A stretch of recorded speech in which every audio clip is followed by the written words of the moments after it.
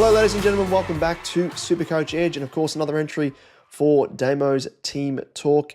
This time coming out of round 3. And overall, just to summarize my week before I actually go into it in a bit more detail, pretty happy with it overall. I mean, we all sort of rode the bumps with regards to a couple of rookies being starting subs, and also an injury to one of the bigger rookies, one of the bigger cash cows that a lot of people traded in. So those were kind of the down points for the round, but overall, pretty happy with it. Of course, if you are tuning in and you haven't yet subscribed to our channel, please feel free to do so, because that is the best way to let us know that you are enjoying our content. So if you are, please consider doing so. Outside of that, of course, if you are listening to us through the audio podcast side of things, feel free to give us I think it's a rating you can give us through Spotify, and I think Apple Podcasts, you can do that as well. And leave a review if you've got some time up your sleeve. That would be very much appreciated.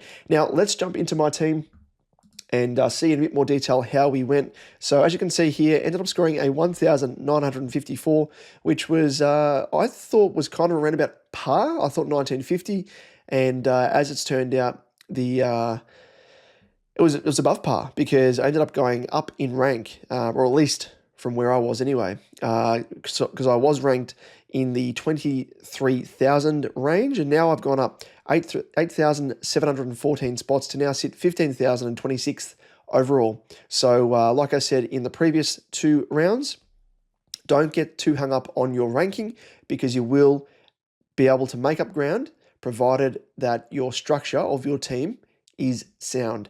And I've been, making sure that I have been not only, maintaining a structure, but if I needed to tweak a couple of things, I went ahead and did so, even at the expense of using my first boost last round. So happy with that, and in a good enough spot for the time being. So let's have a look at my team in a little bit more detail, going line by line. So we'll start off with, we'll go through the trades for last week, and apologies for my husky voice as well. It's actually a carryover from the game against the Dogs on Friday night, and of course, being a Nuffy Carlton supporter, and go for every game that is in Vic. You'll be able to tell whenever I go to a Carlton game and I do a review, I turn into, a big husky, like a big bad bustling Barry Hall type voice. So apologies in advance, but that's what happens when you're a Carlton Nuffy.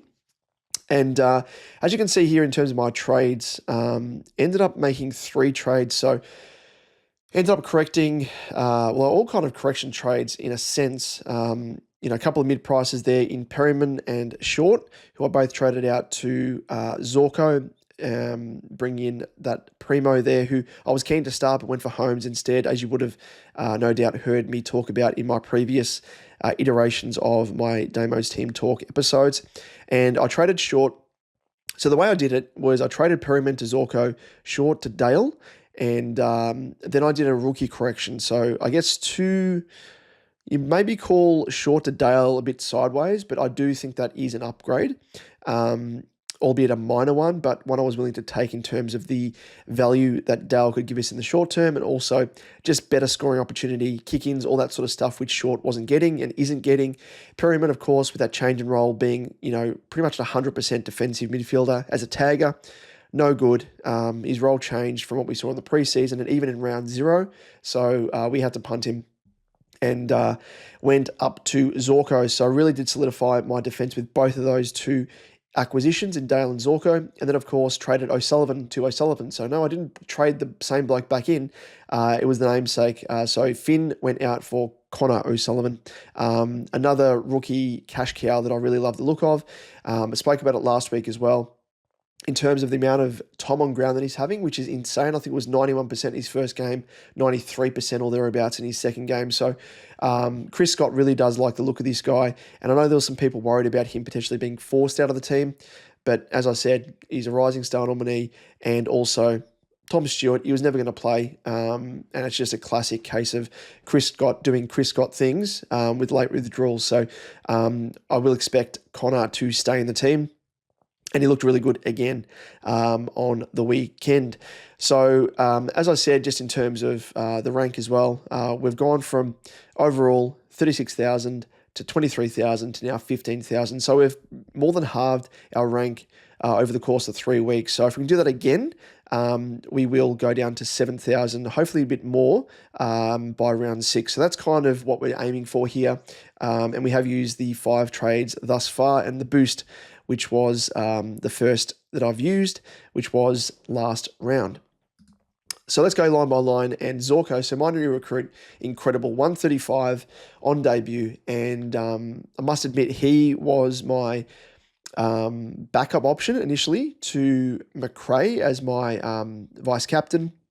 As it turned out, I opted to bypass him as the captain because I was worried about the weather, wet weather, blustery conditions in Brisbane, and much for much aside. I mean, spoiler alert here, I ended up going for McRae, locking in his VC score of 120, just because I thought, looking at the week, there weren't too many super high scorers for the week. So I was like, you know what, I might just bite the bullet and lock in that 120. 125 is kind of my automatic lock score anyway. He's 5 points off that mark. So I was like, you know what, don't risk it and just lock him in. So I missed out on 15 points extra with Zorko there. So much for muchness, but that's just virtually happy that he actually performed well on debut. Next up, we have Harry Sheasel. I mean, everyone's got him. I speak to this all the time. Any highly owned primo that has an ordinary scoring week, do not fret, because it's going to affect a majority of the competition. So I know that already there are people thinking about trading out Sheasel.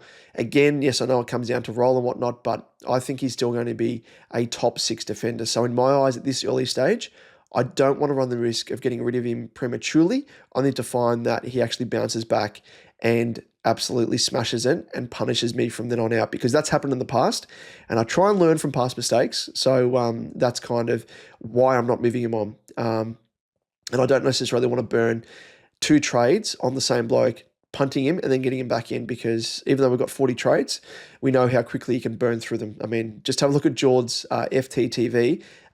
Check out his video chatting about his own team, and he's punted a couple of guys that he's actually just brought into his team, one of them being Sam DeConning, and that's kind of, you don't want to get into that situation, but some of it's unavoidable with role changes and stuff, but yeah, just be mindful of that. Moving on to Max Holmes, really, really happy now that I started this bloke in my starting team, saved a trade. He went up in price actually as well. And I should speak to that because price changes have come into effect now for those players that have played 3 games. So Holmesy went up 11.6k and again scored that 127 on the weekend. Incredible work by him.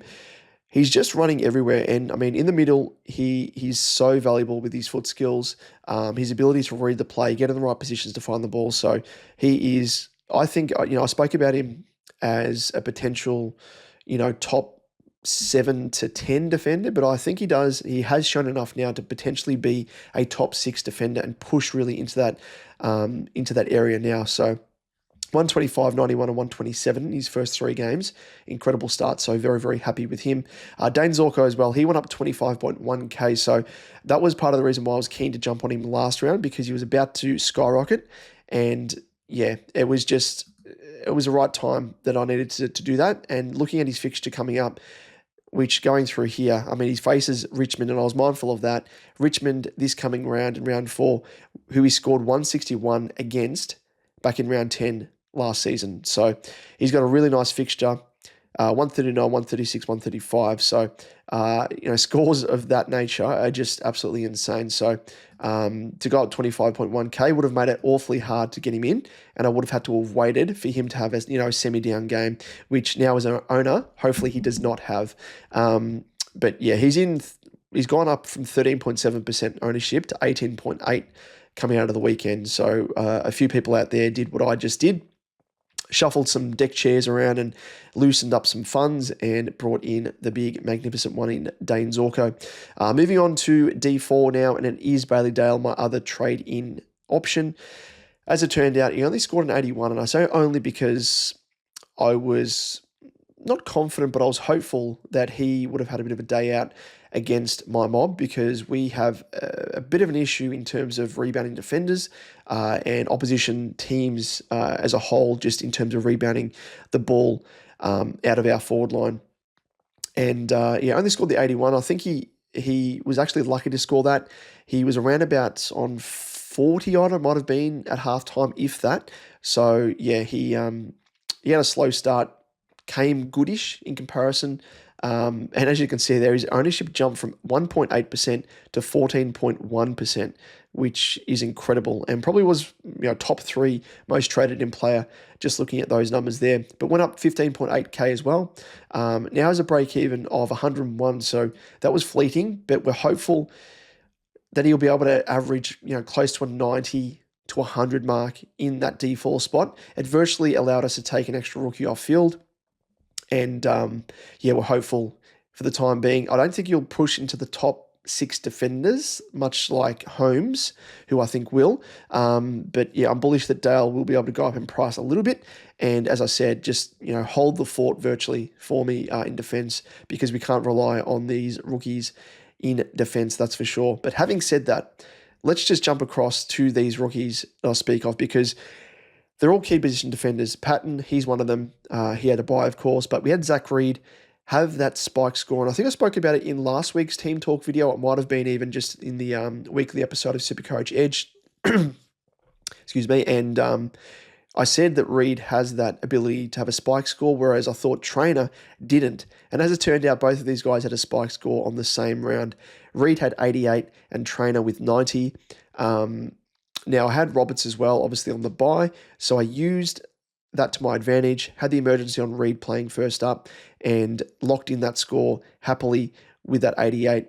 And then I obviously couldn't have the emergency on Trainer as well, because I wouldn't have been able to claim that score of Reed. Not thinking that Trainer would actually eclipse Reed's score, and he did with a score of 90. But as it turned out, Connor O'Sullivan, who was my other trade-in player, he scored a 77, so was happy enough with that, and only 13 points difference between Trainer and himself. So, could have been worse.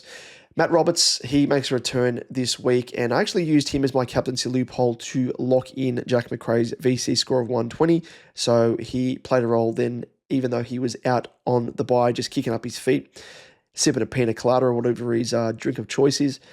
Let's move on to the midfielders. Actually, sorry, before we do that, let's just quickly go through the price rises of those rookies. It's worth noting. So Connor O'Sullivan was someone that I identified as someone as a nice cash cow. Went up 55.2k and still has a negative 44 break even. So I'll be interested to see any people out there that actually jump on him at that price point. I guess you could, because he still has a very, very nice negative break even. And I think he should have a bit of job security as well. And probably one of the few rookies that has shown the ability to score well enough and on a consistent basis. Like he scored an 88 and a 77 in his past 2. Yes, he had the 48 in round 1, but 2 out of 3 ain't bad, as the saying goes. Zach Reed, he went up in price as well to the tune of 43.2k, courtesy, of course, with that 88, which will stick around in his system for another couple of weeks and will ensure that his price goes up. Has a negative 27 break even as well, so that is very, very handy. Luke Trainer. So I'm glad that he had a bit of a breakout game in a SuperCoach sense this round, because he was in the firing line to be traded to Riley Bice, who, spoiler alert, will be one of my trade-in players this round. Now is a negative 21 break-even Trainer and went up 42.7k. So should hit that 150k mark within, hopefully, he might still be a slow burn. So I'm not going to get ahead of myself, but he might potentially hit that. What was his starting price? 113. Yeah, so he should hit the 100k mark, hopefully, in the next 2 to 3 weeks, and then we'll reassess from there as to whether or not we want to cash him in. Let's move on to the midfielders now, and we have Caleb Sarong, 105. Even though he was facing the arch rival in the Eagles, there was something that was just like my gut was telling me that he wasn't going to have a massive game. So I was never really bullish on him as such, as a straight out captaincy anyway. As a VC, I might have risked it, but I was just worried about him potentially getting the tag. So 105, yeah, not the best, but as it turned out, he actually won the best on ground medal. So his, I guess, performance didn't really translate in a super coach sense, but had an incredible game. He had 35 disposals, 2 marks, 1 tackle, and 2 free kicks for. And really hasn't started the season as well as I hoped he would. 102, 99, and a 105. But I think those are kind of like floor scores, as we spoke about in the preseason. So the only way he's up, first and wrong, when he has breakout and big games, he goes large. So I'm just a little bit disappointed that, considering the numbers that he had in a statistical sense with disposals and everything else, that didn't translate to Supercoach scoring, but it is what it is. Moving on to Adam Chera, and he ended up scoring a 98, gone up 22.7k, and has a 68 break even. But I mean, with the way he's scoring, he has been very, very reliable at that price point. Scored a 106, 113, and a 98. So we can't really expect, massive scores from him week after week. But I think at that price point, we got him at a big bargain. So what he's producing at the moment is very, very good. And he will have those spike scores as well, which will catapult his price upwards. Speaking of spike scores, the Pink Sweaty Pig did not have one, unfortunately. Only scored the 80. Again, highly owned player, which will impact the majority of the competition in 63% of teams. Yeah, it's a bit of an interesting one with Clary because Melbourne out of form as well. But, still went up 15.5k. One thing I will say is he faces the Cats this coming round, who he has really, really good form against. Past 3 encounters, 141, 124, and a 130. Can he turn that around? Maybe. They're playing at GMHBA Stadium, though, so not the best location. If it was at the MCG, potentially, but who knows? He loves playing the Cats, so fingers crossed he can have a nice round. Finn Callahan, another one who had a down score. There was a few of these, unfortunately. Still went up 18.2k, but I am still bullish on Callahan. I think he's going to be an absolute breakout, and he's going to have these games as well where he has a bit of an off game. Had 21 disposals, 2 marks, 1 tackle, 1 behind, and 2 frees against. Played at, played at the UTAS, University of Tasmania Stadium, and yeah, not the home deck, which, he's back on his home deck and he's facing the Eagles this coming round. So I'd expect him to have a very, very juicy game, but is what it is. Nathan O'Driscoll, 104. He scored well again. Has a negative 36 break even and went up 76.2k. So if you didn't have him in your team, and as I harped on about in my team talk video last round, and as well as our weekly episode of Supercoach Edge, you would have heard me if you'd watched those. And if you're not, get onto them, because I was harping on about getting on the likes of O'Driscoll, 100%. Unfortunately, with Lindsay obviously getting injured, you can't help that. I got on him, is what it is, and Levi Ashcroft as well. All these guys will have, injury aside, of course, really good job security and good scoring potential week after week, or at least most weeks. I mean, they still are rookies. We have to keep that in mind. But Nathan O'Driscoll has been in the system for about 3 to 4 seasons.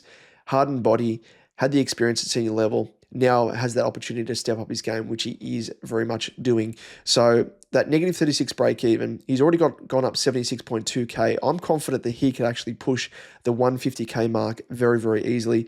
His starting price was 198, and he's projected to go up to, would you believe, 400k if he can average, what's he averaging at the moment? 96.7. If he can average closer to, even if that drops down to say an 85 to 90 odd, he could push as far as 400k, which means that he would be going up 200k. So that would be very, very handy in terms of when it comes to upgrade season. But who knows? We could keep him for a little bit longer than that. So Levi Ashcroft, he was the other player. Had a bit of a down game, 36, still went up 36.2k, has a break even of 24, but again, it is that job security that will be ever so valuable when it comes to him. And he's going to have those big games as well. Like his first 2 games scored 84, 72. At 36, he was kind of due an off game. Wasn't the best conditions, must be said, and faces Richmond this coming round. So you would expect him to absolutely feast given the talent that he does possess. Xavier Lindsay, spoke of him. He was one of my trade-ins.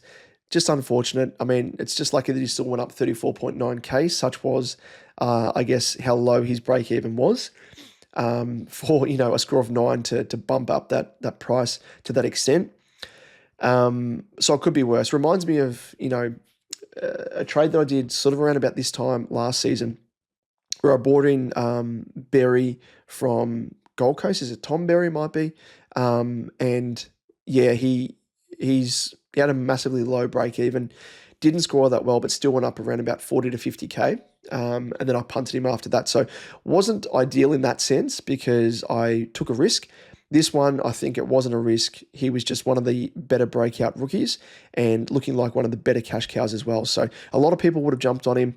If you have a look at his ownership, it would have jumped a fair bit. As you can see, 15.5% it went from to 40.2%. And even prior to that, he started the season at 3.1%, went up to 15.5% and then 40.2%. So a majority, you will say, of serious super coaches out there would have him in their teams. So it may be, I think at this stage, they've come out with news saying that the injury isn't as bad, thankfully, as what they may have suspected, with scans showing that he might only miss maybe 1 to 2 weeks, but we'll have to wait and see to hear their injury report during the week from the Ds to get a proper assessment on that.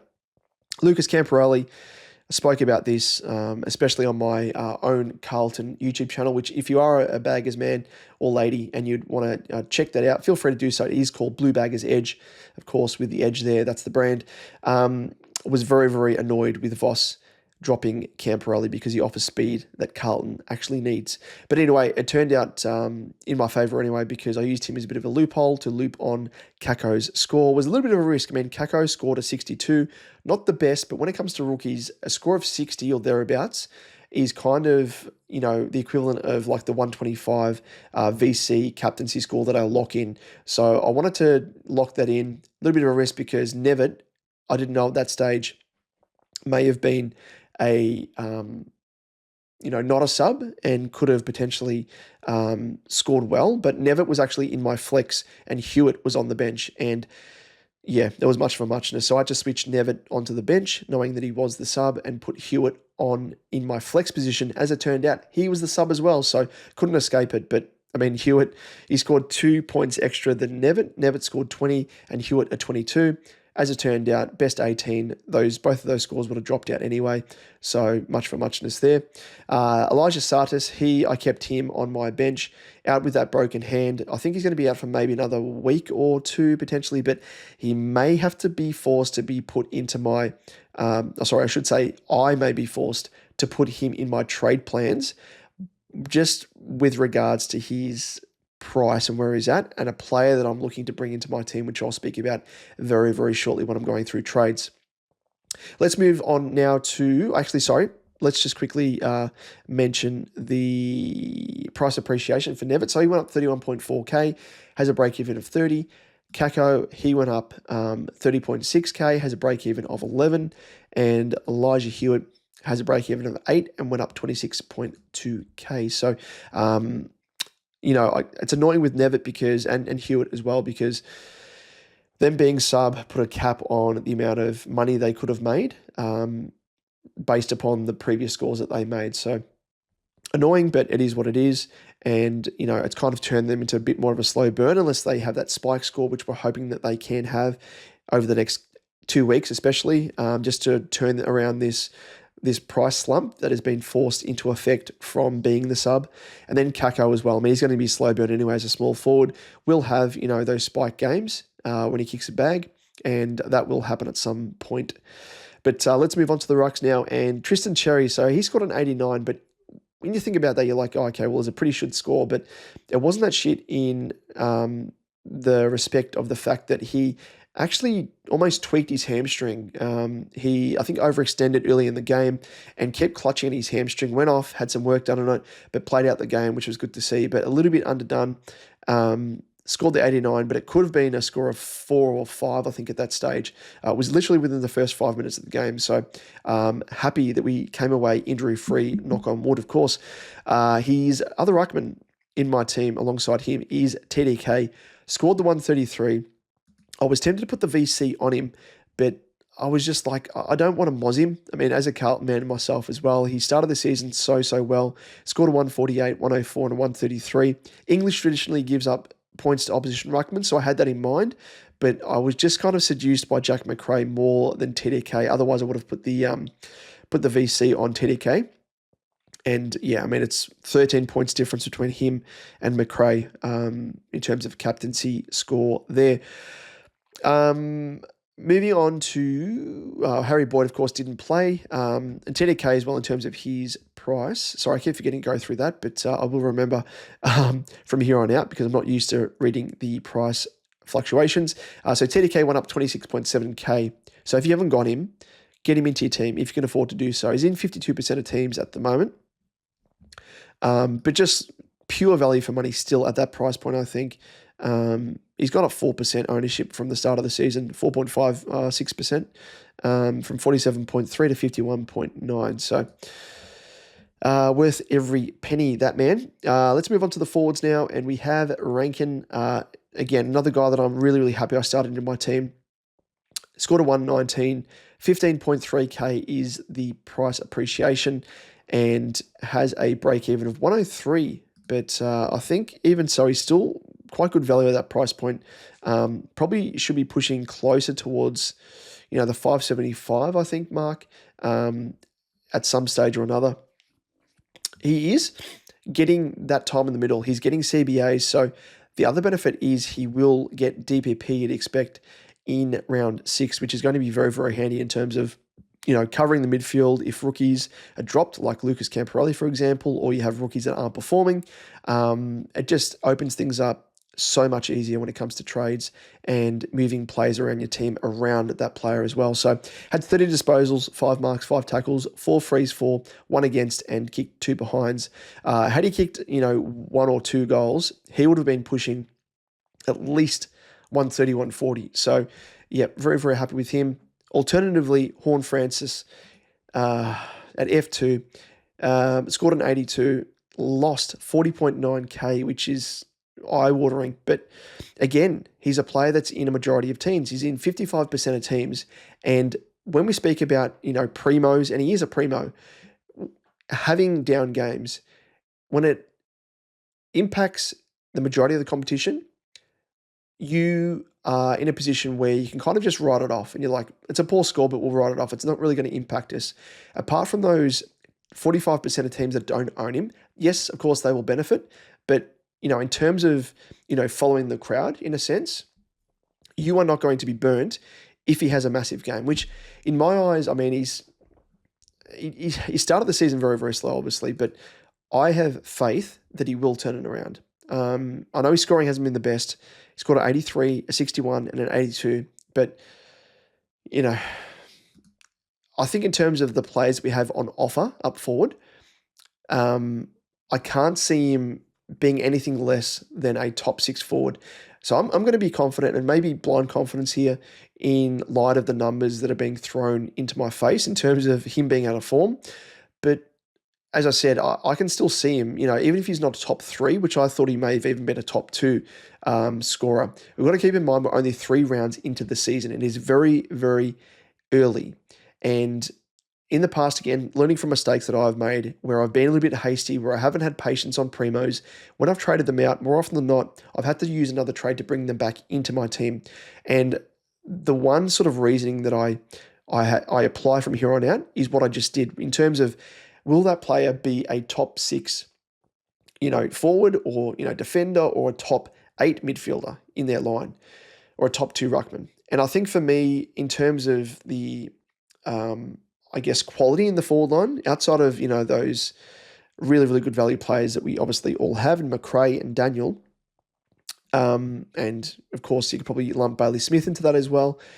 There isn't really another player, I don't think. I mean, Philippou has to come back from injury. He could potentially, work his way into that top six forward, category. But I think Horn Francis is still and will still be a top six forward. Can you afford to ride his low scores if they continue? Yes, depending on ownership. If his ownership still is around about, the majority, if it's still 50% of the competition, I'm willing to ride it. If it drops and it becomes like he becomes more of a pod and he becomes a bit more of an issue, then I think you'll need to, or at least I will anyway, in my case, reassess things.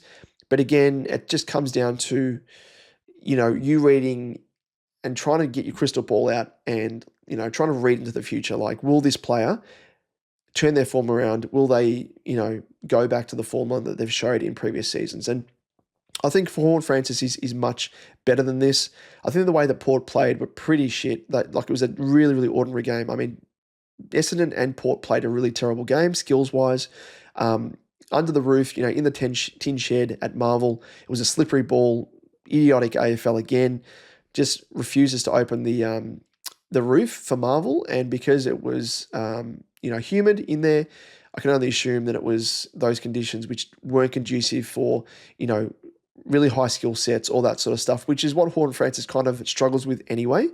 So yeah, I'm sticking fat with him, but I can totally understand anyone out there that wants to move him on early. To me, it's a risk and not one that I'm willing to take at the moment, and because I'm still identifying key rookies that I need to bring into my team. I'm not yet at a stage where I'm, correcting primos as such in terms of those that I started in my team. So willing to persevere, and we'll see how we go with that. Fingers crossed. Jack McRae scored that 120. As I said, he was my VC. Opted to lock that in, and glad I did. I mean, would have been nice with TDK as the VC, but Jack McRae was good enough. Zorko was the other one that I probably should have put the captaincy on, but again, weather and blustery conditions were the one thing that turned me off that game. Otherwise, I definitely would have taken the punt. Moving on to the next player in F4, and it is Caleb Daniel, 116. And he went up 67.8k still has a negative 32 break even. Again, I'll say it week after week. If you don't have this guy, get him in your team, but it's getting to the point now where it's comical. The only people that may not have him in their team, are probably relative rookies to SuperCoach. So if you are one of those, don't worry, we're not laughing at you. We're more also laughing at those, conditioned SuperCoach players out there that thought they would kind of fade him. So silly if they've done that, but if you don't have him and you're a rookie, get him in your team. Don't stuff around because he's still, incredible value, even at that price point that he's still got himself up to, 336.9k. Should also mention as well, Jack McRae, he went up to the tune of 77.9k and has started the season on fire as well with opening scores of 127, 162 and a 120 and has a negative 3 break even. Let's move on to F5 and Davidson. Geez, he repaid the faith, especially, I think had him on my bench, it might have been, in the early part of the round, switch things around because what I did was, well, first we'll go through Davidson. So he scored that 129, massive breakout game, went up 76.3k and has a negative 88 break even. So again, if you don't own this bloke, get him in your team. Get him in your team, don't stuff around. So what I'm referring to here is what I did was Davidson was actually on my bench and I was going to use him as a bit of a loophole and put the emergency on him, considering that he was playing in the Friday night game. As it turned out, I was like, you know what? Pal Pepper's playing before him in that Thursday game. I'll put the emergency on Pal Pepper. As it would have turned out, I probably would have, either benched Pal Pepper or Connor Stone, my other option for Davidson anyway, to get him on field. And as it turned out, Connor Stone scored a 46 and Pal Pepper 48. So if either of those guys were in my F6, much for muchness again. I think their scores may have dropped out of my team anyway with best 18. So no real impact there as such. But Connor Stone, he went up in price as well. 35.7k has gone up and has a break-even of 4. So making the dollary dues. And Pal Pepper as well, 48, has a negative 13 break-even. and went up 18.5k to sit priced at 199k on the dot. And then to round things out, we have Patton, who was on my bench. I shifted him forward. He was in my defense. I shifted him forward through the flex in order to get Finn O'Sullivan to Connor O'Sullivan. So I swung some things around, and as it turned out, Elijah Hewitt in my flex scored a 22 and went up a little bit of cash, 26.2k, and it has a break even of 8.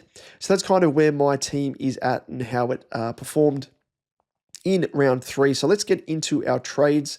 And yeah, it's an interesting one. I mean, I am still at the stage where I'm rookie correcting. Traditionally, I am heading into round 4 as per previous seasons.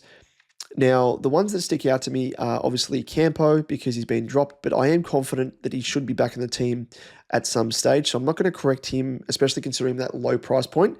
I just think it's not burning a trade, but I just think that at the very least, Campo could provide some use with looping, other rookie scores off the bench, and kind of use that to, screen scores and get a bit of a double look at some of these rookie scores and then lock in the best one, hopefully, depending on who plays first in the given round.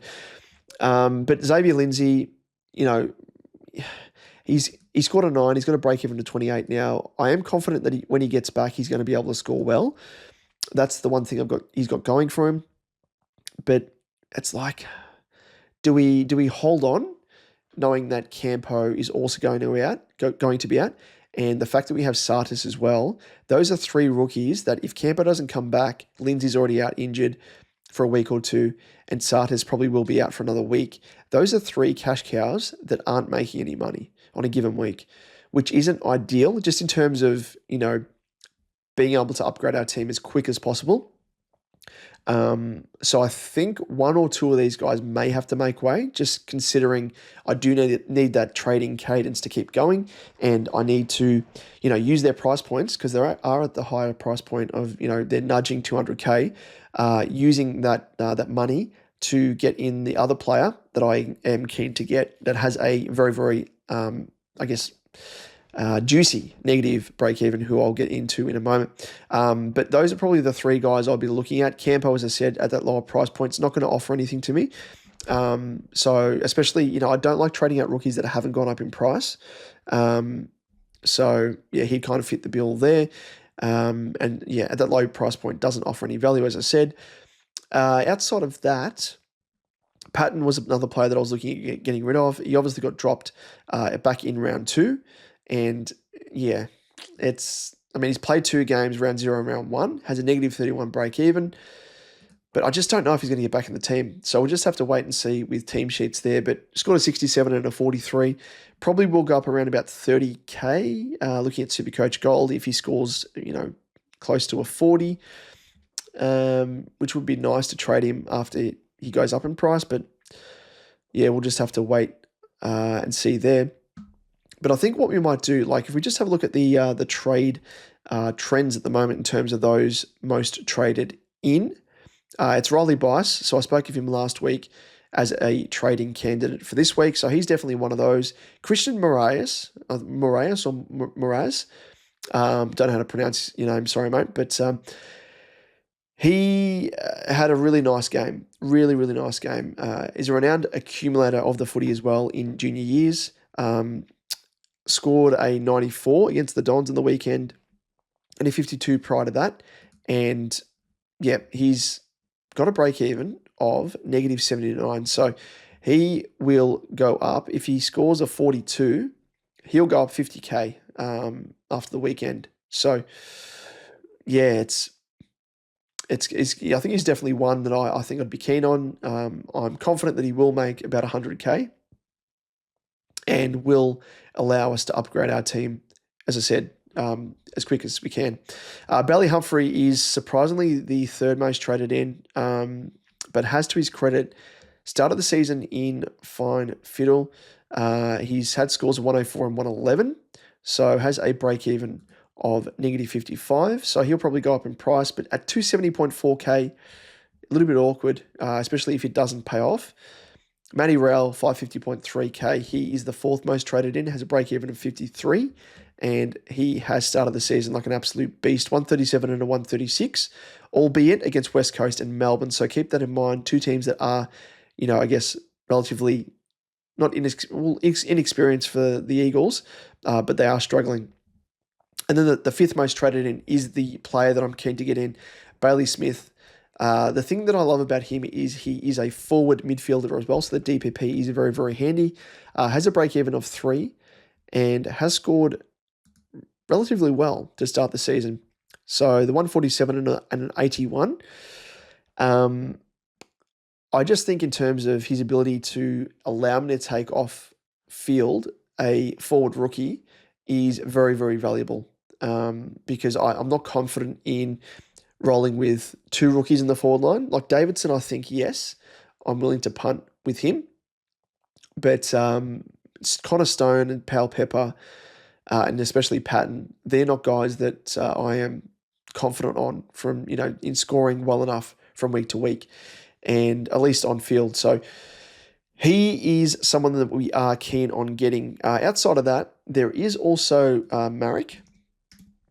Ryan Marek from the Eagles, went up 42k, still a nice price point, similar to Humphrey at 265.8k. Ryan Marek for the Eagles has been played back, and he had a really nice score, like a 123. Prior to that, he scored a 33 and a 72.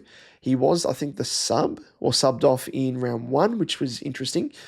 But the one thing that is very, very interesting was McGovern. He went off during the game, late in the piece, and I'm a little bit worried that Marek may be asked to play a bit more accountable as opposed to, playing the, free roaming defender and everything else. So, if Barras was there, I thought that, maybe they might be able to use him as that lockdown and then allow Ryan Marek to free himself up. But I don't know. Excuse me. But I don't know, like in terms of, let me know if you're an Eagles supporter and what your thoughts are. But I just feel as though that Marek may be asked to play more lockdown. But if it's the opposite, that would be handy as well. But I just think that, as I said, he is a forward mid as well, so he's very, very handy, Marek, to get another rookie off field in the forward line. But yeah, I don't know, something about it. I mean, I'd be happy to try and bring him in next week potentially, at the expense of another player, but at that price point, he's probably a bit too much if I was to go for this other guy, which, as I said, is Bailey Smith. So Bailey Smith, the other thing I love about him, actually, let's just have a quick look at Marek. So Ryan Marek, he is in currently he's in 1% of teams. So he's a massive pod. The one thing I don't like about being a massive pod is, like, there are good things.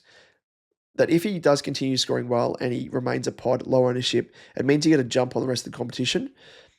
I am kind of, I think, at my limit in terms of taking risks at the moment. With the amount of rookies that I'm playing on field in the midfield, I think that's kind of my Achilles heel. I've only really got Sarong as my out-and-out primo, and I've taken risks on Callahan. Oliver is a full-on primo, and Chera is, virtually a mid-pricer like Callahan. So I think that's too much of a risk there if I go for another risky player in Marriage.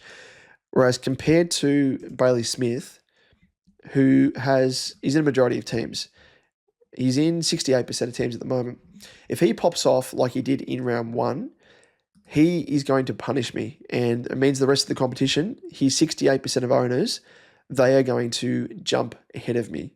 Unless I have a player equivalent in his spot that he's scoring as well as him, which won't happen because if I get in Bailey Smith, he's going to be taking the spot of Connor Stone. Davidson will then push to F6 on field and be my only rookie on field. It means that Bailey Smith, using the weekend as an example, scored an 81. Connor Stone only scored a 46.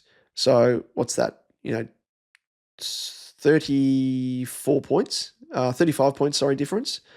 And if you compare it to, the previous week, if he has a game like he did in round 1 and scoring a 147, that's 101 points difference.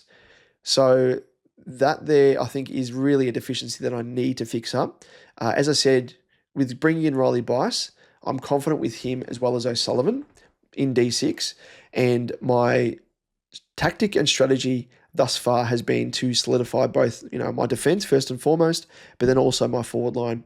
And then if I'm kind of concentrating all of my rookies in the midfield, which more often than not, they should be able to score well. And if I can kind of get a double look or a bit of a screen look at rookies off the bench using a non-playing player like a Lucas Camporelli or a Lindsay or a Sartis, then that's the tactic I can use there as well. But let's get into the actual trade on screen now and do it proper and see if I can wrangle a bit of coin to do this. So again, I need to choose between punting either Lindsay or Sartis, given their high-ish price point, 193.4k Lindsay, Sartis 191.2. We may have to punt Lindsay, unfortunately, which is a bit of a waste because we just got him into our team, but he went up a little bit of cash, 30-odd K. So it's not the end of the world, but not ideal, as I said.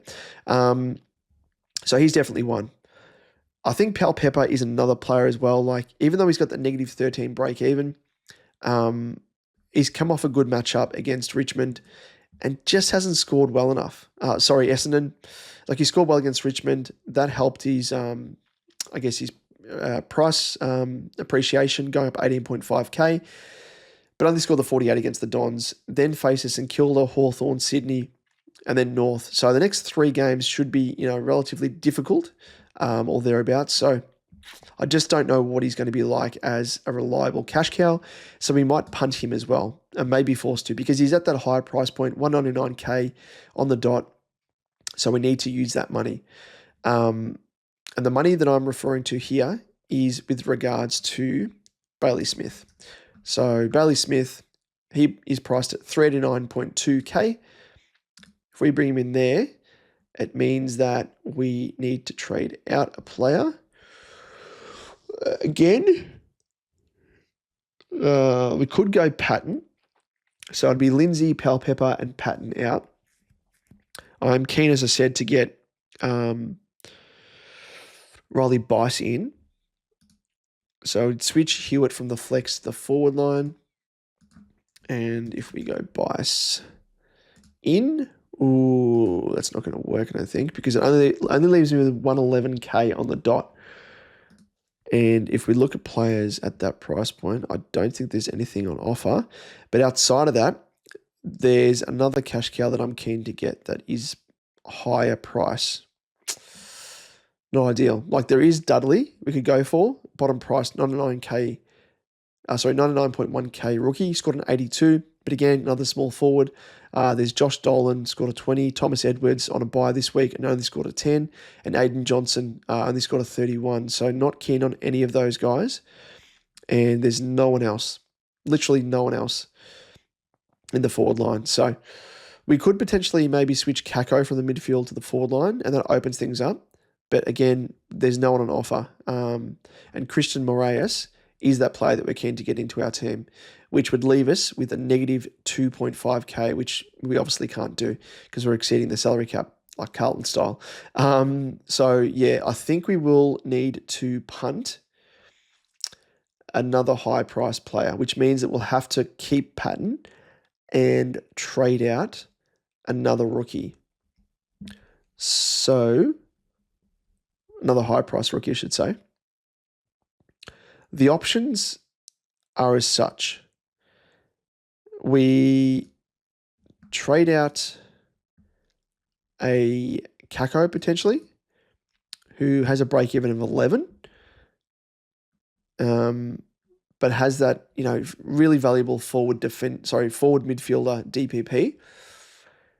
So the break even 11 isn't good, because I think he's gonna make us 100k, but it could be a very, very slow burn compared to Moraes. And I think Sartis as well is a player, even though he's out for another week or two. It says he's expected to be available for round 5, so won't play this round coming up and should be available for round 5. The only thing with Sartis that worries me is the fact that he could be a sub, and he's on managed minutes as it is, but he's still able to score quite well. Like, he scored a 50 and a 78 in his first 2 games.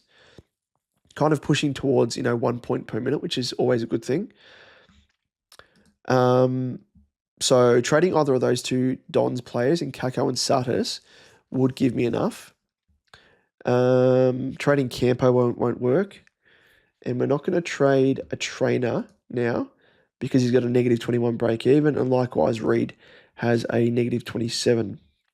So, I mean, it's a good thing the trainer's had a big score because he's going to go up in price. But that would have been so easy to do, just trading him. I think my only options are, I can trade Hewitt as well. Or do I trade a Stone? See, Hewitt's got a break even of 8, but he's DPP as well. And Stone has a 4 break even. And I'm not too keen for him anyway. With his scoring ability, it's not the best. Like 64, 42, and a 46. Playing in defense, I was expecting much better scores than that. So I'm a little bit worried about him. Even job security, I reckon he might even make way, potentially. So we might even do that maybe by going, trading a Stone.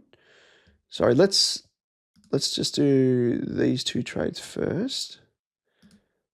So we'll go Lindsay and Pal Pepper out for Bice and Moraes. And we'll go complete trades. Now, if you're listening to this on the podcast and you're like, how does it work? Because Bice is a defender and I'm trading out a midfielder and a forward. It's all to do with the flex. So I switch players around via the flex position. So for greater, explanation and clarity and visuals, check it out on YouTube and you're able to see what I'm doing. But that's the beauty of the flex this season is it allows us so much flexibility in terms of trading. So we're not hamstrung. So we've brought Moraes into our team and Riley Bice. So we've got 253.3k that we can use to bring in Bailey Smith. And as I said, I can trade a Stone, a Satis, a Kako, or even a Hewitt potentially, I think. But I think I'm kind of weighing up Stone, Kako, or Patton's not high enough in price, so I can't use him as an option. He would have been my preferred, but I fall short, as I said, by, 2.5k or whatever. So I think I might have to bite the bullet and go Stone, Satis, or Kako. Satis is on a bye this week anyway, so he's not really traditionally missing a game. So, even if he wasn't injured, he would have missed this round, is kind of what I'm getting at.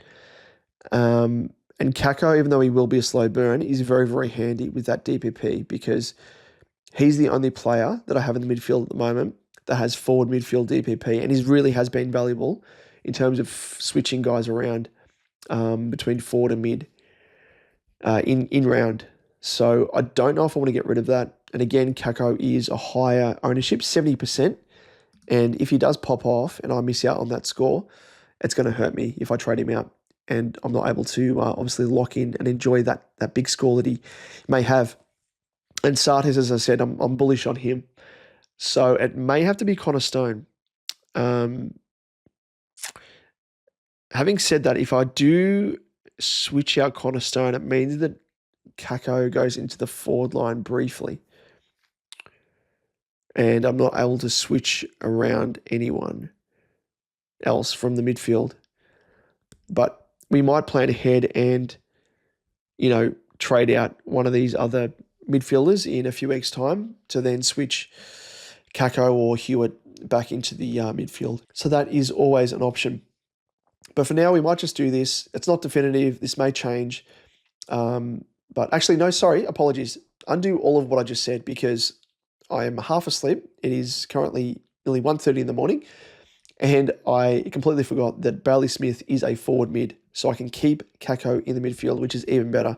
So that is an absolute bonus. Bonus.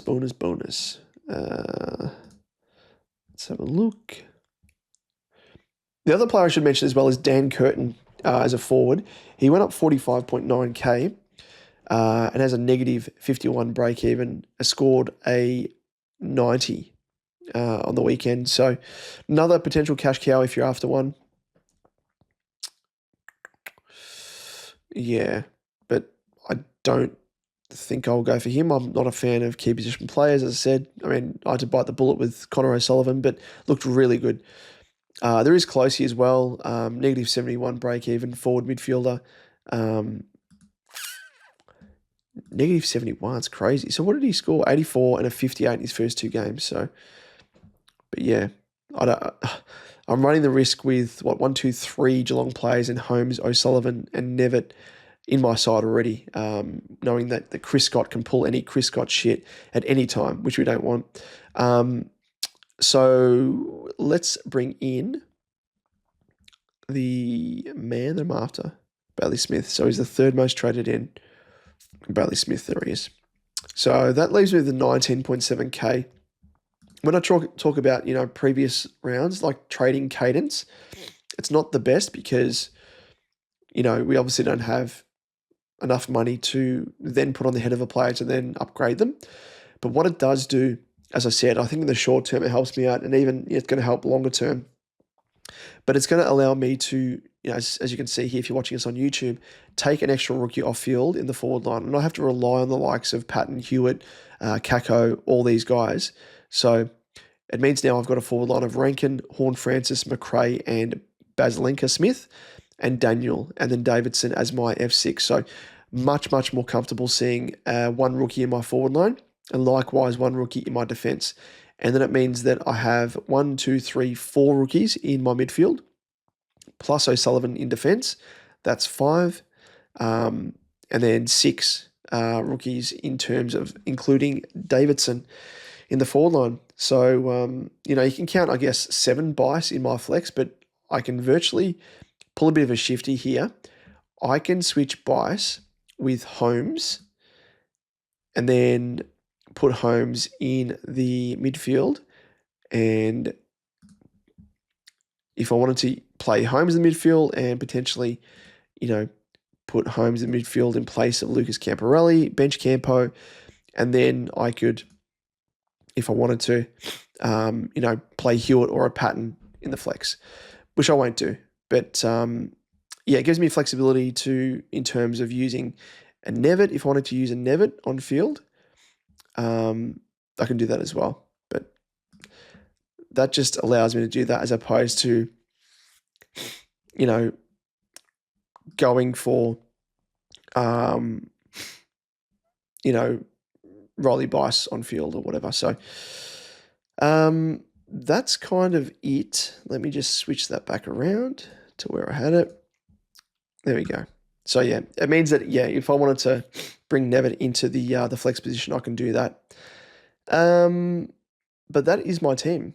That is how things look in terms of trades. Just to recap yet again, this is what I'm doing at the moment. Of course, it's not definitive. It may change, but especially this choice between choosing to punt Stone, Kako, or Sartis. I'll need to work that out. But at the moment, it is currently Xavier Lindsay for Morass, Connor Stone for Basilenka Smith, and then Sam Powell-Pepper for Riley Bice. Every time I read that name, I just think of Bailey Rice, who is the son of Dean Rice, who used to play for St Kilda. Yeah, the name just sounds completely fake, like he's an imposter.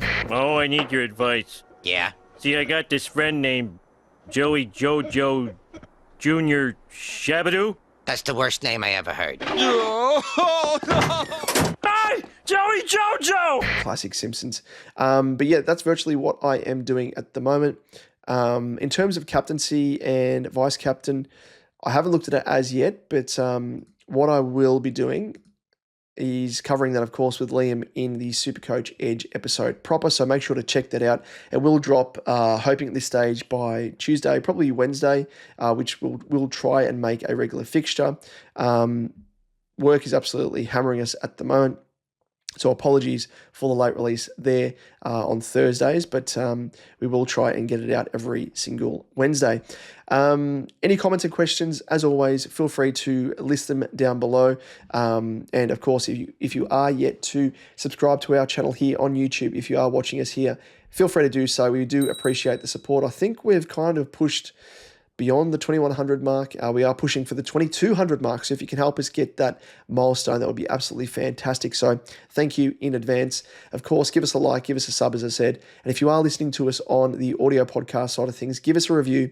And if you have time up your sleeve, feel free to give us give us a rating, I should say. And if you have time up your sleeve, feel free to give us a review as well. So we very much do appreciate that. And saw the charts as well.